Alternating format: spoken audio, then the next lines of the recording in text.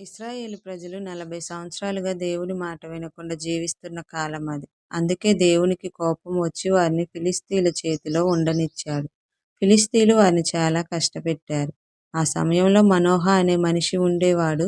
అతని భార్యకు పిల్లలు లేరు. ఒకరోజు ఆమె పొలంలో పని చేసుకొనుచుండగా దేవుని దూత ఆమెకు ప్రత్యక్షమై ఇలా అన్నాడు: నీవు గర్భవతి అయి కుమారుని కంటావు. అపవిత్రమైనవి తినకూడదు, త్రాగకూడదు అని చెప్పాడు. నీకు పుట్టే అతడు దేవునికి నాజీరు చేయబడినవాడు, దేవుని చేత ఎన్నుకొనబడినవాడుగా ఉండి ఇశ్రాయేలీయులను రక్షించునని చెప్పాడు. కొంతకాలం తర్వాత ఆమెకు ఒక కుమారుడు పుట్టాడు. అతని పేరు సంసోను.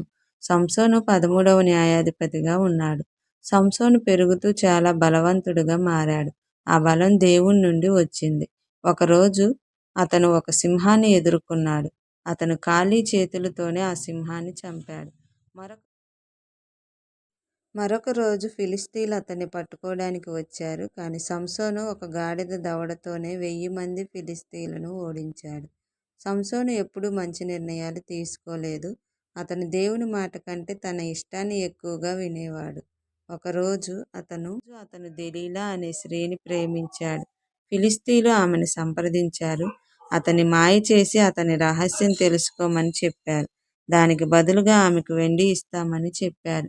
దెలీలా సంసోను రహస్యం తెలుసుకోవడానికి మళ్ళీ మళ్ళీ అతన్ని అడిగింది. సంసోను మొదట చెప్పలేదు గాని చివరకు విసుగు చెంది నిజం చెప్పాడు. నా జుట్టు కత్తిరిస్తే నా బలం పోతుంది అనే నిజాన్ని చెప్పాడు. ఒక రాత్రి సంసోను నిద్రలో ఉన్నప్పుడు దెలీలా అతని జుట్టును కత్తిరించింది. అప్పుడే ఫిలిష్తీయులు వచ్చారు. ఈసారి సంసోను బలహీనుడుగా ఉన్నాడు. అతనిలో నుండి బలం తొలగిపోయింది. సంసోను ఎరుగలేదు దేవుడు అతన్ని విడిచిపెట్టాడని. ఫిలిష్తీయులు అతన్ని సులభంగా పట్టుకున్నారు. అతని కళ్ళను తీసేశారు. అతన్ని జైల్లోనే పెట్టారు. జైల్లో సంసోను తన తప్పును గ్రహించాడు. అతను మళ్ళీ దేవుని దగ్గరకు తిరిగాడు. ఎంతగానో పశ్చాత్తాపడి దేవుని దగ్గర మొరపెట్టాడు. కొంతకాలం తర్వాత అతని జుట్టు మళ్ళీ పెరిగింది. ఒకరోజు ఫిలిష్తీయులు ఒక పెద్ద వేడుక చేసుకున్నారు. సంసోన్ను తీసుకొని వచ్చి అవమానించారు. బలం లేనివాడని, కన్నులు లేనివాడని హేళన చేశారు. అప్పుడు సంసోను దేవుణ్ణి ప్రార్థించాడు. ప్రభువా, ఇంకొకసారి నాకు బలం ఇవ్వమని అడిగాడు. దేవుడు అతని ప్రార్థన విన్నాడు.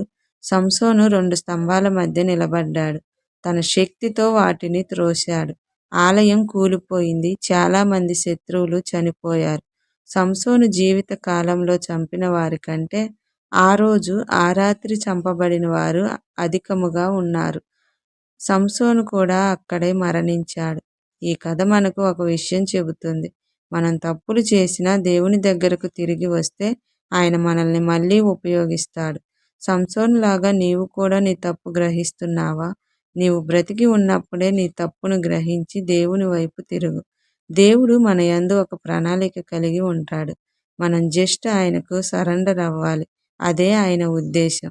మనమందరం ఆయన ప్రణాళికలో బ్రతుకుదుము గాక. ఆమేన్.